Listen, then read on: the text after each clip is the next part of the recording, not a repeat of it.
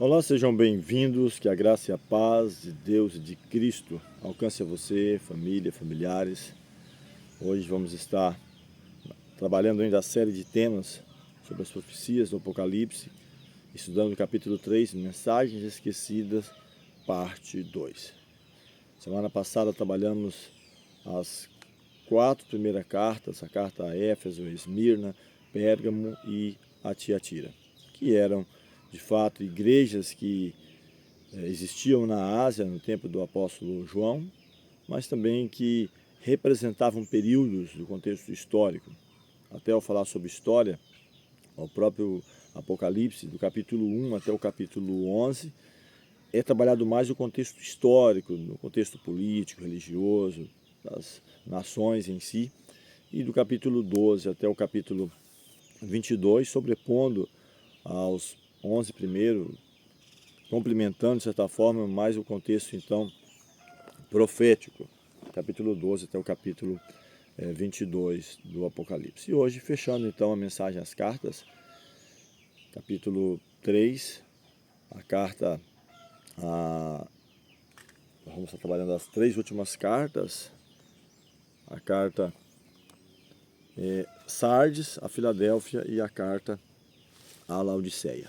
Então, a você que nos acompanha através da Rádio 97, a você que vai estar também posteriormente acompanhando através do canal no YouTube, que seja ricamente abençoado pela palavra de Deus, pelas profecias do Apocalipse, entendendo de que são mensagens relevantes, importantes, não só para o contexto da igreja da época, mas o contexto histórico, nós falamos isso no estudo passado, mas também para o contexto atual no qual nós estamos vivendo, o contexto da igreja que nós vivemos hoje.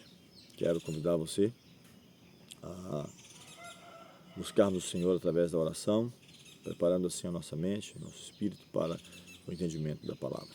Eterno Deus, bondoso Pai, graças rendemos pelo cuidado, pela proteção, pelas vitórias alcançadas a cada dia, pela vida que o Senhor bondosamente nos concede. Pedimos a iluminação do Teu Santo Espírito para a compreensão da palavra e o poder também para vivermos de acordo com Tua vontade e com o Teu querer. A cada pessoa que estará ouvindo através da Rádio 97, cada pessoa que estará assistindo a mensagem através do canal no YouTube, que sejam abençoados pela Tua palavra, que possam tomar firme decisão de viver à luz da Tua palavra e preparar-se para o breve encontro com o Senhor. Nós rogamos as Tuas bênçãos, agradecemos por tudo, em nome de Jesus. Amém. Então, seguindo com a série As Profecias do Apocalipse, Mistério ou Revelação, ou quem sabe Apocalipse revelando o desconhecido. Capítulo 3, as 3 últimas cartas, carta a Sardes, que quer dizer cântico de alegria, e não era para menos depois de um período de 1260 anos de perseguição, de dificuldades, onde o mundo estava estagnado em vários aspectos, no contexto, quem sabe, principalmente no contexto do desenvolvimento tecnológico, científico, na questão também espiritual, onde as pessoas não tinham a sua liberdade de adorar segundo os ditames do seu coração. Ou poderia fazê-lo, mas em meio às perseguições, às adversidades que a própria Bíblia havia dito que aconteceria. Estamos usando sempre a palavra de Deus, formulando perguntas e procurando na palavra, então, achar as respostas. Falando então sobre a igreja de Sardes, como Jesus se apresenta a Sardes e qual a sua mensagem inicial a ela. Capítulo 3, verso 1, está escrito: o que tem os 7 Espíritos de Deus. E ele diz a esta igreja que tem nome de que vive, mas está morta. Então ele apresenta, Cristo se apresenta como aquele que tem os 7 Espíritos, já falamos em outros momentos, da plenitude de Deus, o Espírito de sabedoria, de poder, de força, de totalidade. E a igreja ela se apresenta como quem estava viva, mas morta. Então, apesar de vir como o canto de alegria, dessa liberdade de poder pregar a palavra, no entanto, no íntimo ainda estava morta, não estava vivendo à altura da mensagem do momento. Agora, que advertência fez Cristo a essa igreja? No versículo 2, ele diz: ser vigilante, confirma os que estão para morrer. Não achei as tuas obras perfeitas. Então, ele traz essa advertência à igreja para que ela fosse vigilante, para que ela confirmasse o que estavam para morrer, que estava morrer, quem sabe no contexto espiritualmente, para que não morressem sem esperança. A pergunta 3 fala sobre o conselho. Que conselho deu Cristo à sua igreja? O versículo 3 do capítulo 3, ele diz: lembra-te do que tens recebido, guarda-o e arrepende-te. Então, lembra do que você recebeu, dos grandes benefícios ao sair de um período de trevas espirituais, de grandes perseguições, da liberdade agora de você poder adorar, de você poder usar a palavra de Deus, não simplesmente aceitar que alguém, que um líder religioso interprete-a para você, e muitas vezes não só interpretar, mas que impõe. Nós falamos que houve algumas mudanças no contexto de Roma Império para Roma cristã, 3 pontos, ali houve algumas figuras, figuraram. Constantino Max, a partir do ano 321, já trouxe algumas mudanças, devolvendo, quem sabe, a igreja o prestígio ali. Clovis, em 508, ele traz agora o poder civil, vamos dizer assim, o exército, e em 538 já estabelecendo o poder agora religioso, onde líderes religiosos começam a se envolver não somente no contexto político, mas religioso, e de 538 a 1798 um poder se estabelece e as pessoas têm que seguir aquilo que era colocado ou imposto. E agora eles têm essa liberdade, têm essa oportunidade, por isso o chamado Sardes, cântico de alegria.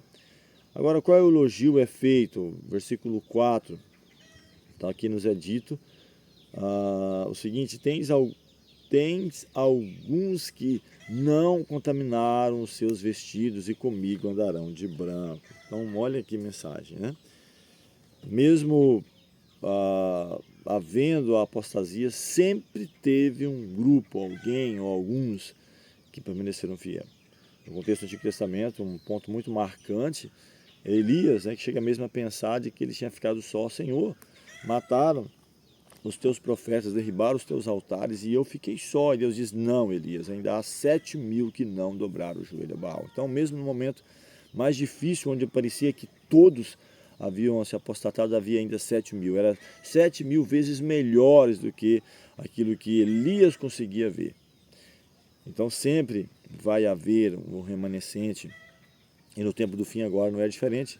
A palavra de Deus fala: aqui está a perseverança dos santos, que guardam os mandamentos de Deus e a fé em Jesus. Quero trazer um comentário aqui da Bíblia de Estudo Andrews, que diz que, falando sobre a estrela da manhã, que é o próprio Cristo, você pode achar em outros textos, Daniel 12, 3 e outras passagens, Sardes, a cidade em si, no contexto da igreja da época, onde estava essa igreja, ela estava localizada a 50 quilômetros a sudoeste de Tiatira.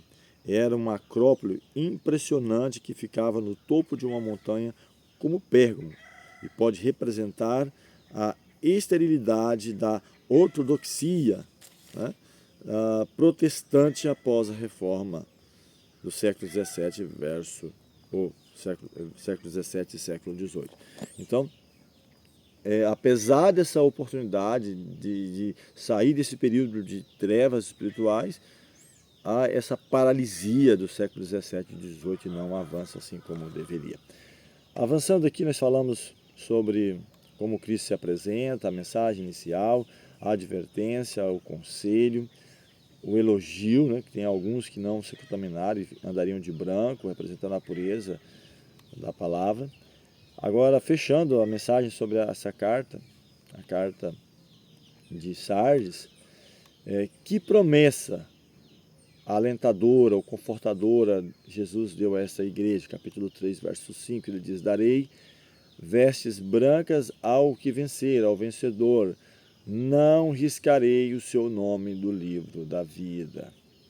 Então ele faz essa promessa aqui de vestir de branco, o símbolo da vitória do vencedor, e que não vai riscar o nome do livro da vida. O livro da vida, a garantia da salvação para aqueles que permanecerem firmes e fiéis. Um comentário sobre Sardes, que foi um período que vai de 1798, onde termina esse período de supremacia, como eu mencionei, da Idade Média, o período mais longo, que foi o período de Tiatira, que é sacrifício de contrição, até o ano aproximadamente 1833. Alguns estendem até 1844.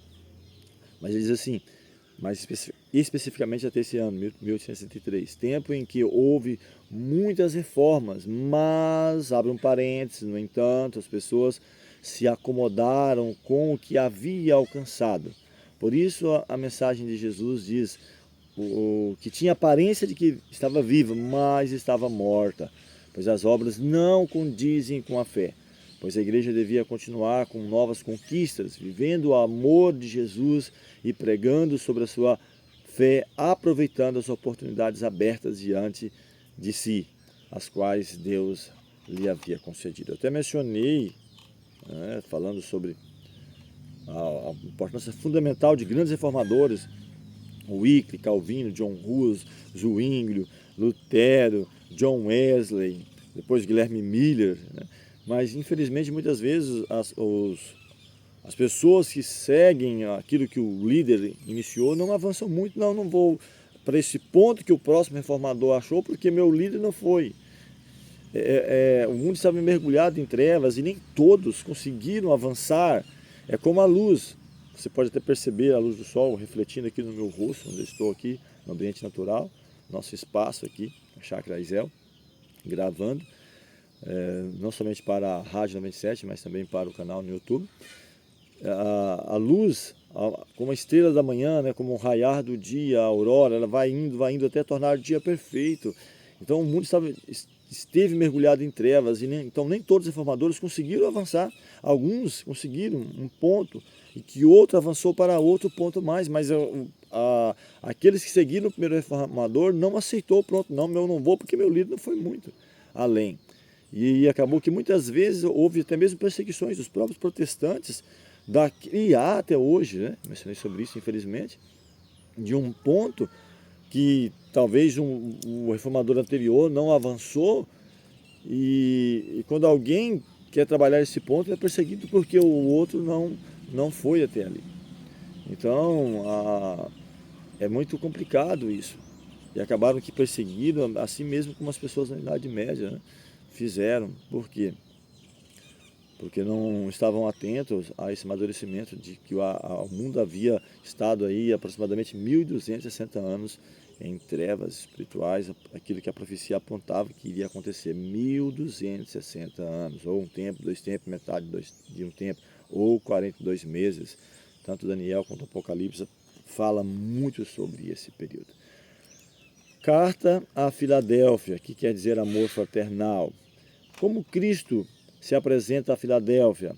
Apocalipse 3, versículo 7. Quero falar inicialmente sobre onde estava localizada essa igreja. O comentário da Bíblia de Estudo Andrews diz o seguinte: Filadélfia significa amor fraternal, localizava-se a 40 quilômetros a sudeste de Sardes. Pode representar o fervor missionário, o avanço do evangelho no cristianismo do século XIX. Então, aqui é um outro período, começa um outro período, o fervor missionário desse momento, o amor fraternal. Então, lembra que nós estamos tratando inicialmente de uma mensagem para a igreja local, que estava localizado. Então, Filadélfia estava localizada a 40 quilômetros do sudoeste de Sardes. Era uma igreja que existia em um local físico ali mesmo, mas que representa um período histórico também da igreja. e que nós também podemos aplicar para a nossa vida, para a sua vida, para a minha vida, para a sua família, para a sua comunidade onde você congrega, independente de qual é ela. Nós temos falado sempre isso. Nossa preocupação maior não é a comunidade A ou B. Tanto é que você pode perceber que a igreja, no contexto aqui, ela tem vários nomes no período que representa o momento histórico daquela comunidade. Igreja de Éfeso, primeiro momento, a pureza do Evangelho, representado ali pelo período onde Cristo e os discípulos viveram, até aproximadamente o ano 100. Depois, o segundo período, Esmirna, até o ano 313, assim vai indo. Esmirna, Pérgamo, Tiatira. Agora, Sardes, Filadélfia e Laodiceia, que é o período do qual nós estamos vivendo, que é justamente o período que antecede a segunda vinda de Jesus. Tá? Então vamos lá para as perguntas. Como Cristo se apresenta a Filadélfia, capítulo 3, verso 7, ele fala o que é santo e verdadeiro. Então Cristo, ele é o santo, ele é o verdadeiro. É aquele que tem a chave de Davi. É o que abre e ninguém fecha, e fecha e ninguém abre. Capítulo 3, verso 7. Ele dá essa certeza para você. Então, se ele vai abrir uma porta para você, meu irmão, para você pregar a palavra, ele vai fazer isso. O apóstolo Paulo, ele, até mesmo no contexto da pregação do primeiro século ali, ele diz que estava com intenção, ele, Barnabé e alguns, para pregar em determinado local, e em uma visão, um jovem macedônio diz, passa a Macedônia e prega-nos, anuncia-nos o Evangelho. E Paulo entende que toda uma porta se abria para ele, escancarava.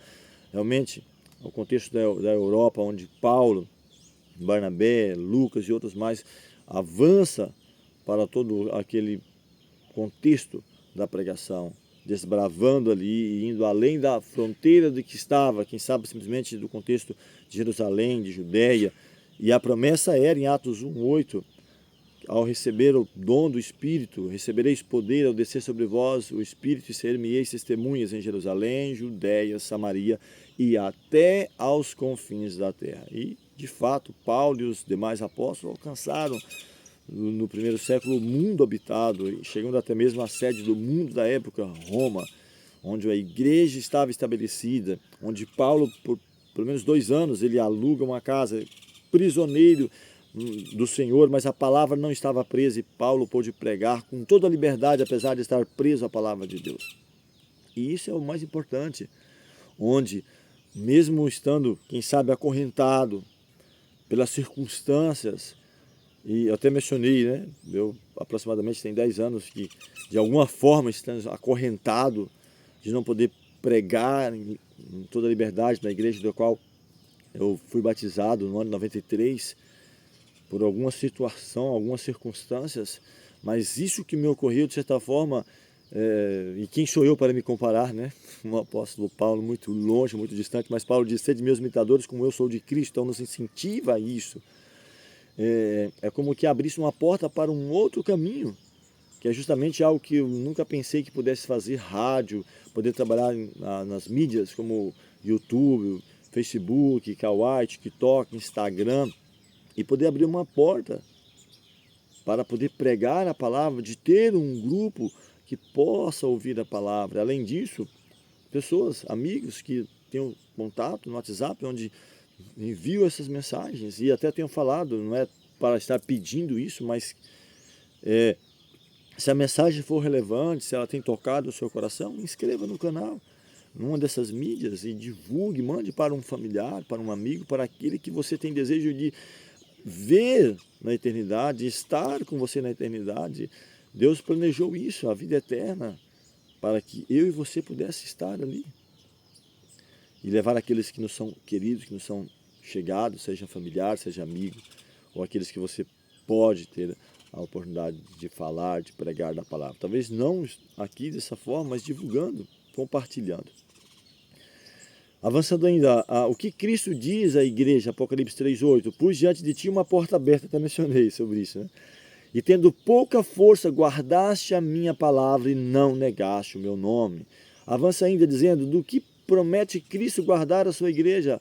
Capítulo 3, verso 10, eu te guardarei da tentação que há de vir sobre toda a terra. As provações, as dificuldades, as adversidades, ele está prometendo para a igreja. Ele avança ainda aqui, pergunta 4 para a igreja de Filadélfia. Que promessa fez Cristo à sua igreja? Capítulo 3, verso 11. Venho sem demora, guarda o que tens para que ninguém tome a tua coroa. Então, podemos dirigir a mensagem para mim e para você. Olha a Delci, olha José, Maria, João, Pedro, não importa qual o seu nome. Falar João Pedro. Para você essa mensagem também, meu amigo, meu irmão. A coroa, guarda o que tens para que ninguém tome a tua coroa. Falando de João Pedro, nosso sonoplasta, que sempre nos está nos auxiliando aí, né, com grande fidelidade, né, compromisso com aquilo que faz. Então guarda o que tens para que ninguém tome a tua coroa. Então você e eu temos uma coroa que o Senhor prometeu, a coroa da vida, da vitória, do sucesso, não somente na vida presente, de sermos responsáveis naquilo que fazermos, né? Aquilo que deve ser feito deve ser bem feito, entendendo que Deus deve ser o primeiro, o último, o melhor e o mais importante em nossas vidas, mas a coroa também da vida eterna. Então guarda o que tens para que ninguém tome a tua coroa. E ele diz ainda mais aqui, o que Cristo fará ao que vencer. Sempre uma mensagem ao vencedor. Capítulo 3, verso 12. Farei coluna no templo de meu Deus. Escreverei seu nome, sobre ele o nome do meu Deus, da cidade de meu Deus e também o meu nome, novo nome. Então imagina que o próprio Cristo, já que mesmo glorificado, ele chama Deus de seu Deus. Nenhum problema em relação a isso. Olha o que está dizendo. Farei a coluna no templo do meu Deus. É a promessa de Cristo ao vencedor. Escreverei sobre ele o nome de meu Deus, da cidade de meu Deus e também o meu novo nome. Dar um novo nome a você, significando a vitória, o sucesso de ser vencedor e o meu novo nome, Cristo falando. Um comentário sobre a igreja de Filadélfia. Foi um período onde os grandes missionários foram a todas as partes pregando a palavra de Deus. Há sociedades bíblicas, como também uma revolução científica no geral, em que o mundo despertou tanto para as profecias quanto para todas as áreas do saber. Por isso a mensagem a essa igreja: não há reprovação, e sim somente elogios. Então olha aí, grave bem essa mensagem. Havia uma mensagem em Daniel, capítulo 12, onde Deus fala a Daniel: olha, fecha o livro, encerra o livro, porque essas mensagens estão seladas até o determinado tempo do fim. E ele fala bem claro quando começaria o determinado tempo do fim, depois de um tempo, 2 tempos, metade de um tempo. Ele até fala que as pessoas correriam de um lugar para o outro e o saber se multiplicaria. Tanto, como mencionei, o saber no contexto científico, tecnológico, mas também no sentido das profecias, de entender, de compreender. Daniel, ele consegue mencionar por nome os 3 primeiros impérios: Babilônia, os Medos e Persas, Grécia. Fala da divisão de Grécia, ela fala de 4 partes, dos 4 generais, quando Alexandre morre. Depois fala do Reino do Sul, Reino do Norte, e dali, então, surgiria Roma. Daniel não consegue mencionar o 4º império ou identificar com um aspecto como animais, que ele fala de um leão, de um urso, de um leopardo, mas o 4º animal ele fala que era um animal terrível e espantoso, mas não acha na natureza algo para representar, porque ele tinha algumas figuras, 7 cabeças, 10 chifres, mas ele fala algo importante, que o 4º animal seria o 4º reino da terra, seria diferente, porque não passaria como os outros, que seria conquistado por uma outra nação, mas ele se dividiria dentro das fronteiras do seu próprio império. Alguns chamam das tribos bárbaras, de onde surge a Europa, as 10 partes que Roma é dividida, mas que dentre esses reinos ali surgiria um chifre pequeno, a princípio, um poder pequeno, mas que se tornaria grande, derrubaria 3 desses, se assentaria como poder, que é justamente o que acontece no ano 538. Clovis, ele traz a parte ali que precisaria, como a parte, eu mencionei, né, da parte forte ali dos soldados, né? E Roma agora se estabelece em 538 como um poder não somente político, mas religioso, e domina sobremaneira. E aqui ele fala, nesse contexto que eu mencionei, do saber, fica estagnado. Só podia ser aceitável aquilo que fosse interpretado pelos líderes religiosos, mas que não estava muito interessado de entender ou de aplicar aquilo que de fato a Bíblia falava. E houve agora esse rompimento, essa mudança, a profecia apontava que isso aconteceria. esse rompimento e um despertar no contexto político e religioso para a interpretação das profecias, uma nova vida. Então, nesse contexto, só há elogios para essa igreja. Vamos entrar então para o último momento, é o período que nós vivemos hoje. Carta à Laodiceia, julgamento do povo, que é justamente o período que antecede a volta de Jesus. E aqui falando sobre essa igreja Laodiceia, ela ficava a cerca de 70 quilômetros sudeste de Filadélfia e 140 quilômetros do leste de Éfeso. Era conhecida por sua riqueza, sua escola de medicina, pelo suprimento de água morna, pode representar a condição morna da igreja do mundo atual. Apesar de tanto conhecimento científico, tecnológico das Bíblias, né, poder estar na mão, uma Bíblia não só aqui impressa, mas digital, de você ter acesso a tudo isso, a tantas igrejas, tantas denominações, a liberdade religiosa, mas ele diz, ela diz que é rica, mas no entanto ele diz que é pobre, cega e nu. Ele aconselha, compra de mim ouro puro, o colírio para que vejas e vestes brancas. Vamos ver a mensagem então para o período do qual nós estamos vivendo. Por isso eu tenho mencionado, né? A minha preocupação maior não é mais uma placa em si, mais uma igreja em si, porque isso tem aos montes, mas eu viver plenamente Cristo. Como Cristo se dirige a esta última igreja, capítulo 3, verso 14. Isso diz o Amém, testemunha verdadeira, o princípio da criação de Deus, ou aquele que criou todas as coisas juntamente com Deus, aquele que pode ser adorado juntamente com o Eterno, com o Criador, que é justamente a partir deste ponto que houve a controvérsia de um ser, aquele que é chamado primeiro depois de Cristo, Lúcifer, e a base bíblica em vários contextos que tenha sido o primeiro ser criado, que era o representante de Deus e de Cristo a outros mundos, e que se passa a ter inveja de Cristo, por Cristo poder ser adorado assim como Deus é adorado, o Eterno, o Criador, aquele que é incriado, que juntamente com Cristo criou todas as coisas. E há então essa controvérsia. O Amém, testemunha verdadeira, aquele que juntamente com o Eterno criou todas as coisas. Agora, qual foi a reprovação de Jesus? Verso 16 diz, és morno, nem és frio, nem és quente. Então há mais esperança para aquele que é frio do que para o morno, porque o morno está naquela condição que está tranquilo, está tudo em paz. O texto vai mostrar sobre isso, de que está rico, não tem necessidade de coisa alguma. Então é o que chegou às igrejas hoje. As liberdades religiosas, as grandes conquistas que houve, mas esse conformismo, e Paulo escreve, não vos conformeis com este mundo, mas transformai-vos pela renovação do vosso entendimento, para que possa alcançar qual seja a boa, agradável e perfeita vontade do Senhor. Então, esse conformismo, que está tudo bem, tudo tranquilo. Então, mais esperança para o frio do que para o morno. Quem dera fosses frio ou quente, porque és morno, estou a ponto de vomitar-te da minha boca. Agora, como esta igreja se sente, verso 17, rica, estou enriquecida e de nada tenho falta. Então, é a condição atual das diversas, eu não vou falar para uma simplesmente direcionando a uma, mas no contexto geral, daquilo que tem alcançado. Igrejas em cada esquina pregando, falando somente do amor de Jesus, mas muitas vezes esquecendo de falar também das advertências, daquilo que está prestes a acontecer ao mundo, das calamidades que sobrevirão àqueles que não viverem à altura da mensagem do Evangelho. Não simplesmente para amedrontar, para assustar, mas falando realmente daquilo que vai acontecer para aqueles que não viverem à altura da mensagem. Então isso é responsabilidade também da igreja de falar.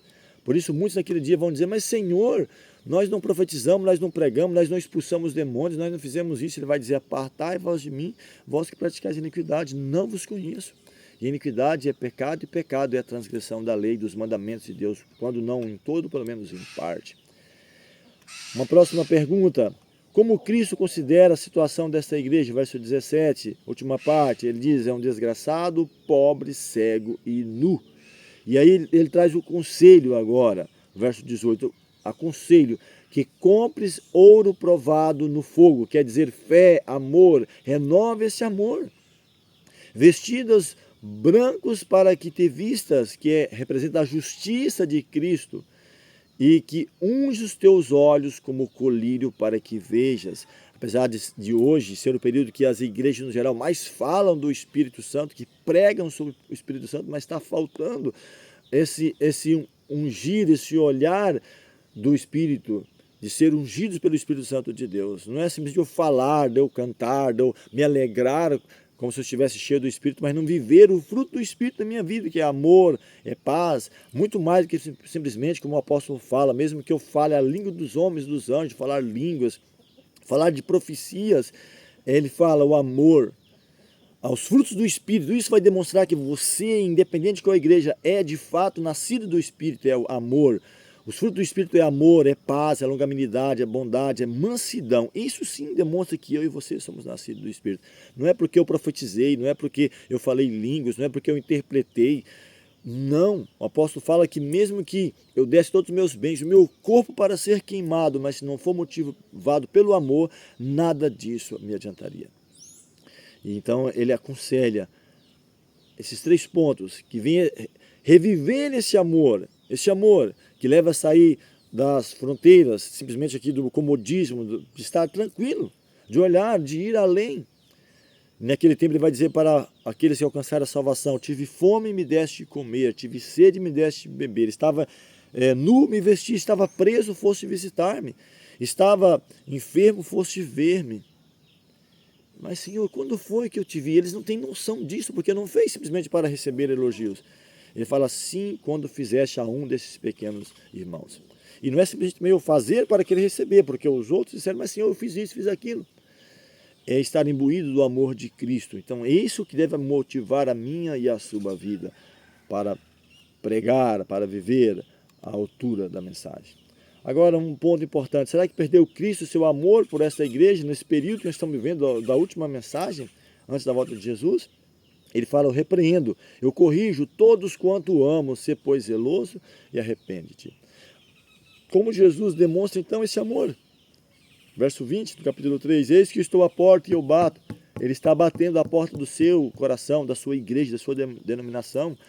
Se alguém abrir a porta, entrarei em sua casa, cearei com ele e ele comigo. Ele quer entrar na sua vida, na sua comunidade, ele quer transformar para que venhamos ir além das fronteiras, assim como o apóstolo foi além das fronteiras já estabelecidas, de ir além, começando por Jerusalém, a sua própria família, seus familiares, seus vizinhos, e Judéia, Samaria até os confins da terra, como mencionei. No nosso contexto de estar um tanto amarrado, por não estar em nenhuma denominação, vamos dizer, formalmente, mas Deus tem nos abrido a porta de poder pregar através da rádio, poder pregar através das mídias e falar da palavra de Deus.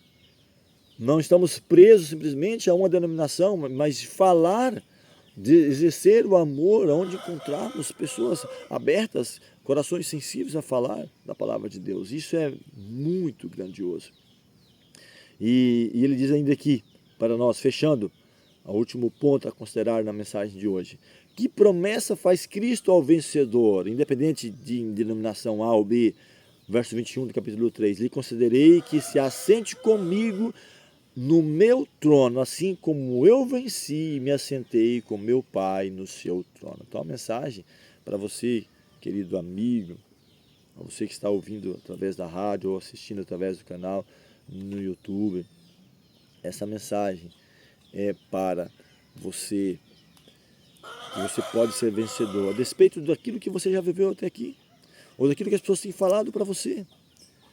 Cristo, ele venceu, e isso é a garantia maior, e você e eu poderemos ser vencedores. Quer ser você vencedor? Quer desfrutar, estar com Cristo no seu trono, com todos os salvos, todas as épocas? Então a mensagem é para você. Que venhamos entender, compreender, estarmos dispostos a viver à altura daquilo que o Senhor deseja. Nos avaliarmos à altura daquilo que Deus nos avaliou, porque diz que Deus amou o mundo de tal maneira que deu o seu Filho unigênito para que todo aquele que nele crê não pereça, mas tenha a vida eterna. Que a graça de Deus te alcance nesse dia. No próximo estudo vamos estar falando capítulo 4, cada semana um capítulo do Apocalipse, sobre a visão de um santuário no céu, de uma porta aberta no céu. E essa porta é realmente acessível para mim e para você alcançarmos a salvação oferecida graciosamente através de Cristo Jesus. Vamos falar com o Senhor mais uma vez. Eterno Deus, bondoso Pai, graças rendemos pelo cuidado, pela proteção. Pedimos que essa mensagem alcance um espaço na mente de cada ouvinte, de cada pessoa que estará assistindo essa mensagem, para que em Ti sejamos sempre mais que vencedores. Obrigado por todas as vitórias até aqui. São bênçãos que nós te pedimos e agradecemos em nome de Cristo Jesus. Amém.